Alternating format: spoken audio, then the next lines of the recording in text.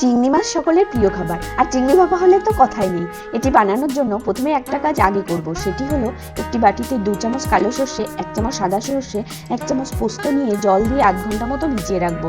এতে করে এগুলো ভালো পেস্ট হবে। তারপর চিংড়ি মাছগুলোকে ভালো করে খোসা ছাড়িয়ে ধুয়ে নুন হলুদ মাখিয়ে কিছু সময়ের জন্য ম্যারিনেট করে রেখে দেবো।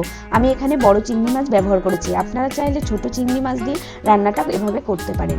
এবার ভিজিয়ে রাখা উপকরণগুলোর সাথে 4-5টা কাঁচা লঙ্কা, 2 কোয়া রসুন, 2 চামচ মতো কোরানো নারকেল, 1 চামচ টক দই, অল্প একটু নুন দিয়ে পেস্ট করে নেব।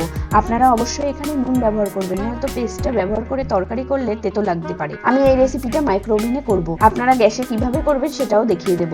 এবার একটা কাচের পাত্রে গ্রাইন্ডারে পেস্ট করা গ্রেভিটুকু ঢেলে দিয়ে চিংড়ি মাছগুলোকে ওর মধ্যে দিয়ে ভালো করে মিশিয়ে নেব। তারপর ওর মধ্যে গ্রাইন্ডার ধুয়ে একটু জল দিয়ে দেব। এবার একে একে নুন, হলুদ, কাশ্মীরি লঙ্কার গুঁড়ো, 3 চামচ মতো সরষের তেল দিয়ে ভালো করে মিশিয়ে নেব।